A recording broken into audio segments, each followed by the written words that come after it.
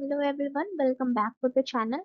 आज इस वीडियो में हम बात करेंगे दिल्ली ब्लास्ट 2025 की। वहां पे एक्चुअली क्या होता है, रिसेंटली 10 नवंबर को जो रेड फोर्ट के पास ब्लास्ट हुआ उसमें लोगों पे क्या इफेक्ट आया, उसका फॉरेंसिक बैकग्राउंड और उस क्राइम सीन का पूरा एनालिसिस हम इस वीडियो के थ्रू करेंगे। सिर्फ एनालिसिस और फॉरेंसिक पर्सपेक्टिव ना डिस्कस करके हम यहाँ पे ये भी समझने की कोशिश करेंगे कि उस क्रिमिनल एक्टिविटीज का, उस टेररिज्म अटैक का हिस्ट्री क्या रहा है, कौन कौन से टेररिस्ट उस उस क्राइम सीन से रिलेटेड रहे हैं और गवर्नमेंट ने अभी तक उस पे क्या स्टेप लिए हैं। ये सारी चीजें हम इस वीडियो के थ्रू समझने की कोशिश करेंगे। So if you are new to my channel then don't forget to subscribe the channel and don't forget to like the video also. So 6:52 पर मेट्रो स्टेशन रेडफोर्ट के पास एक बहुत बड़ा ब्लास्ट होता है एक स्लो मूविंग कार के अंदर। ओके।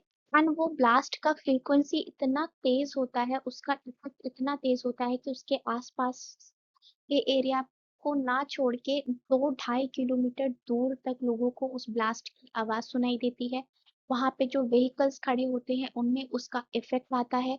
अचानक से एक शांत जगह में जहाँ पे लोग अपना डेली काम कर रहे थे, जहाँ पे सारी नॉर्मल लाइफ चल रही थी, वहां पे लोग आपस में एक दूसरे से भागने लगते हैं। अचानक से वहां पे सारी चीजें बदल जाती हैं और एक नॉर्मल एनवायरनमेंट के थ्रू एक डर का माहौल वहां पे अचानक से शुरू हो जाता है।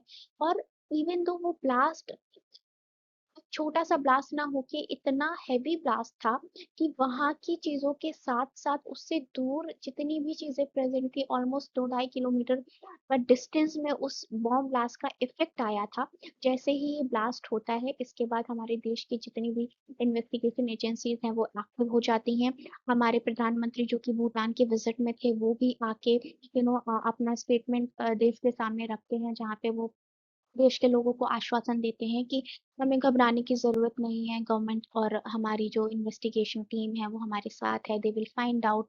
और उसके बाद हमारे देश के जो होम मिनिस्टर हैं जो कि डिफेंस से रिलेटेड चीज़ें देखते हैं, वो एक्चुअल क्राइम सीन में जाके वहाँ पे विजिट करते हैं। वहाँ से आने के बाद वो अपना पॉलिटिकल बयान लोगों के सामने रखते हैं और इंश्योर करते हैं कि ये जिसने भी किया है they will find out that agency और those people very soon.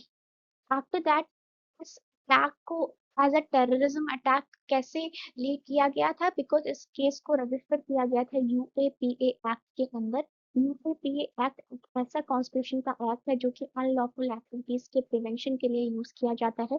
Basically terrorism से रिलेटेड जितने भी केसेस होते हैं वो यूएपीए के अंदर रजिस्टर किए जाते हैं। ओके। एंड आफ्टर दैट मैं आपको इस क्राइम सीन का, इस इंसिडेंट का सारा पर्सपेक्टिव समझाऊंगी, बट उसके लिए आपको वहाँ की लोकेशन पता हो, आपको उसकी हिस्ट्री पता हो, ये सारी चीजें मैं मेक श्योर करूंगी। तो ये जो पिक्चर देख रहे हो ये मैंने बीबीसी की न्यूज से लिया था।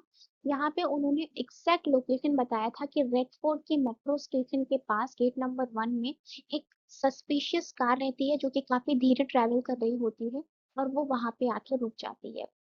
एंड जैसे ही वो कार रुकती है शाम के 6:52 पे एक बहुत बड़ा सा ब्लास्ट होता है। और ये जो ब्लास्ट था ये कोई छोटा मोटा ब्लास्ट नहीं था, ये एक टेररिज्म अटैक था जो कि वापस से दिल्ली में टेररिस्ट ऑर्गेनाइजेशंस के थ्रू कराया गया था, इंडिया के लोगों को हार्म करने के लिए। और ये ब्लास्ट वहाँ पे शांति का जो माहौल चल रहा होता है उसको खराब करके लोगों के बीच में डर और दहशत का माहौल लगता है। लोग वहाँ पे इंजर्ड हो जाते हैं, वहाँ पे बहुत सारे लोगों की डेथ हो जाती है। और वहाँ के लोकल लोगों ने कैसे लोगों विक्टिम्स को हेल्प करने के लिए वहाँ पे विक्टिम्स को वहाँ के पास के हॉस्पिटल पे पहुँचाया और कैसे एक यूनिटी के साथ हम सबने वहाँ पे काम किया, that is obviously absolutely amazing work the people have done for us. Okay.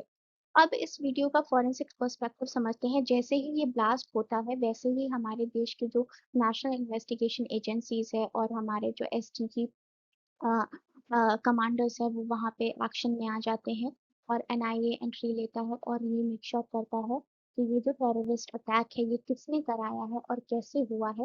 ये सारी चीज़ों की इन्वेस्टिगेशन के डिपार्ट रिस्पॉन्सिबिलिटी जो है वो एनआईए को दे दी जाती है।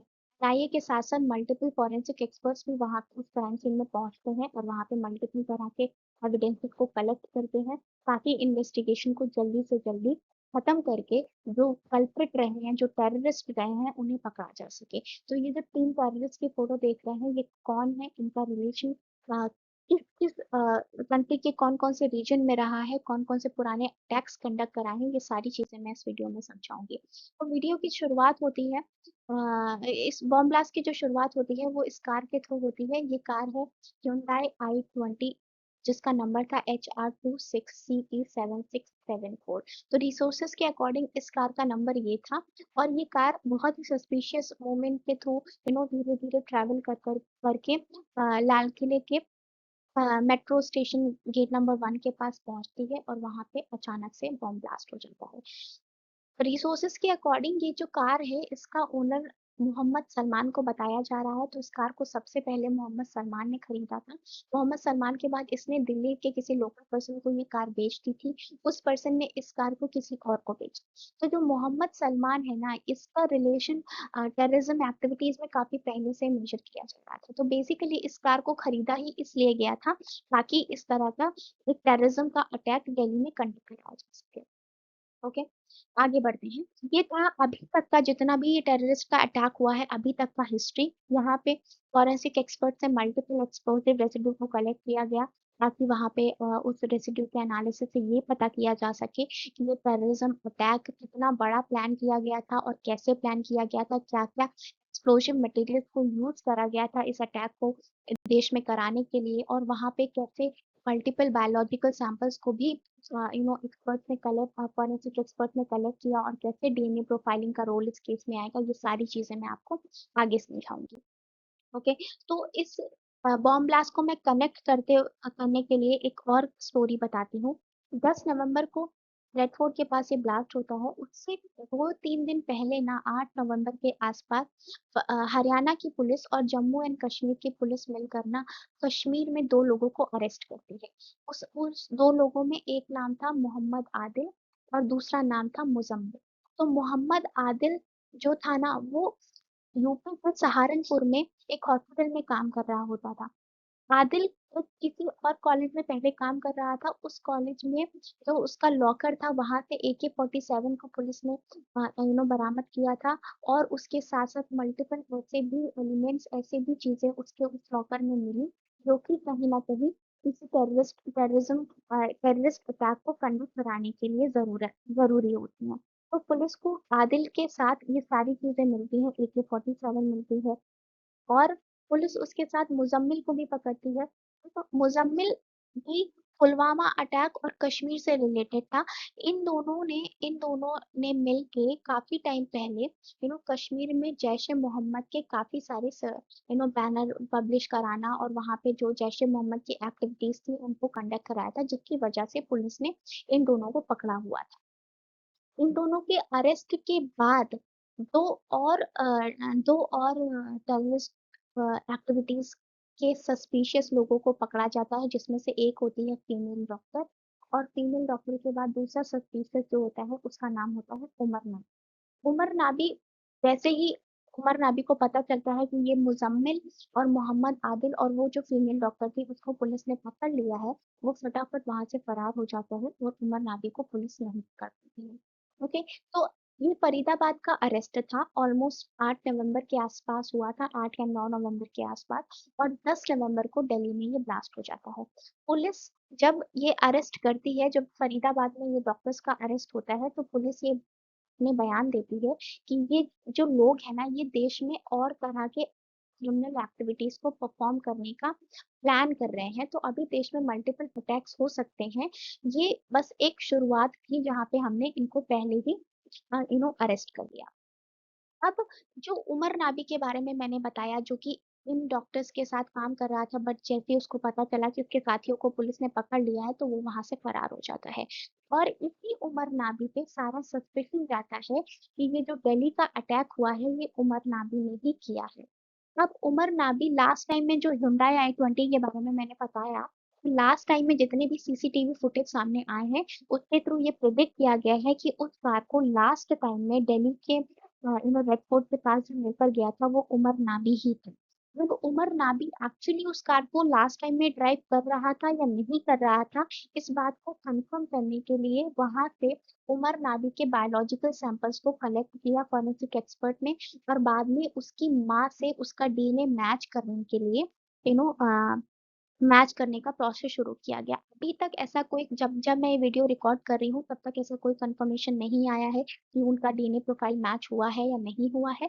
बट इस केस का एक फॉरेंसिक पर्सपेक्टिव है ये कि उमर नाबी का डीएनए प्रोफाइल उसकी माँ से मैच करने के लिए फॉरेंसिक लैब्स में भेज दिया गया है, ताकि ये पता चल पाए जो I-20 को लास्ट टाइम जो पर्सन ड्राइव कर रहा था वो उमर नाबी ही था या नहीं, उस केस का फरीदाबाद से उस कनेक्ट था या नहीं, इस बात को पुलिस ने डीएनए प्रोफाइलिंग के बेसिस पे फाइंड आउट करने के लिए छोड़ दिया है।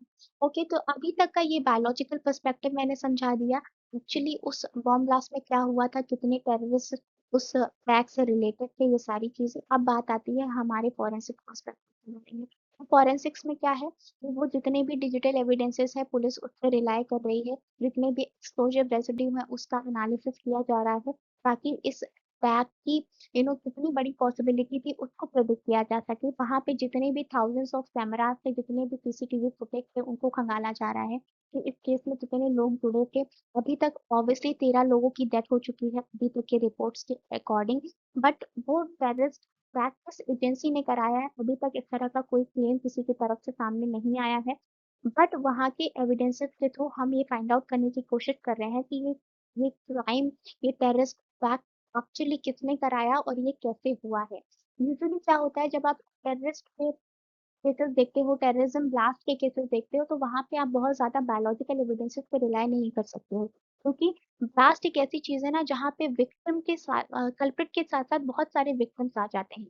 फिर वहां से डीएनए प्रोफाइल को जनरेट करना एक बहुत लंबा प्रोसेस हो जाता है ऑलमोस्ट, विच इज, ये बहुत इम्पॉसिबल चीज नहीं है बट बहुत टाइम टेकिंग है। और ऐसे सेंसिटिव केसेस में गवर्नमेंट पे भी प्रेशर रहता है, इन्वेस्टिगेशन एजेंसीज पे भी प्रेशर रहता है कि वो जल्दी से जल्दी फाइंड आउट कर ले कि एक्चुअली वहां पे क्या हुआ था और किसने किया था। इसलिए अभी पुलिस का और इन्वेस्टिगेशन एजेंसी का मेन फोकस डिजिटल एविडेंसेस ही रहे हैं, जो कि कैमरा हो सकता है, सीसीटीवी फुटेज हो सकता है, उसके थ्रू फाइंड आउट करने की कोशिश कर रहे हैं। एंड उमर नाबी की डीएनए प्रोफाइल उसकी मदर से मैच कराने के लिए भी भेजी गई है। उसकी रिपोर्ट्स जैसे ही आ जाएंगी I will definitely update in the comment section about it. But क्या ये गवर्नमेंट का फेलियर रहा है, क्या ये हमारी इन्वेस्टिगेशन एजेंसीज का फेलियर रहा है? बिकॉज फरीदाबाद में एक अरेस्ट होता है, पुलिस पॉसिबिलिटी बताती है कि अभी इस तरह के क्राइम्स और हो सकते हैं, इस तरह के टेररिज्म अटैक इंडिया में और हो सकते हैं, बट उसके बाद भी उसके जस्ट 2 दिन बाद ही इतना बड़ा अटैक दिल्ली में कंडक्ट करा लिया जाता है। और बहुत सारे रिसोर्सेस ने ये भी बोला है कि उमर राबी एक बहुत बड़ा ब्लास्ट करने वाला था, बट बिकॉज जैसे उसे पता चला कि उसके साथियों को बहुत पहले अरेस्ट कर लिया गया है, तो हड़बड़ाहट में आके उसने इस अटैक को कन्वर्ट कराया, उस अटैक को किया, ताकि वो जल्दी से जल्दी अपना काम खत्म कर पाए। और उस काम को करने की वजह से मे बी अटैक बहुत बड़े फॉर्म में नहीं हो पाया ऑलमोस्ट, इस पे इसको बहुत, इसका इफेक्ट बहुत ह्यूज हो सकता था, बट फॉर्चुनेटली ये इतना प्री प्लान और इतना परफेक्टली प्लान अटैक नहीं हो पाया। इसलिए इसमें उतना ज्यादा डैमेज नहीं हुआ जितना हम एक टेररिज्म के अटैक को में इमेजिन कर सकते हैं। ऑलमोस्ट हमारे 13 लोगों की डेथ हो चुकी है और so many people are injured now, but फिर भी ओके। तो ये सारी चीजें थी, फॉरेंसिक पर्सपेक्टिव था, इसका हिस्ट्री था, जितना मैंने मैक्सिमम उतने शॉर्ट पीरियड में इंफॉर्मेशन को कलेक्ट करके समझाने की कोशिश करी है, मैंने समझाया है। मेक श्योर कि आप अपनी फैमिली का ध्यान रखें और अपने आसपास अवेयर रहें कि आप जो चीजें देख रहे हैं वहाँ पे हमारे ही आसपास के लोग ये सारी चीजें कर रहे हैं, तो हमें हमेशा अवेयर रहना चाहिए। अभी अगर आप लोग ऐसे एरियाज में रह रहे हैं तो मेक श्योर कि आप बाहर ना जाएं, आउटिंग के लिए ना जाएं। Keep your self safe, keep your self aware about everything. Thank you so much everyone for watching. Don't forget to like the video and subscribe the channel.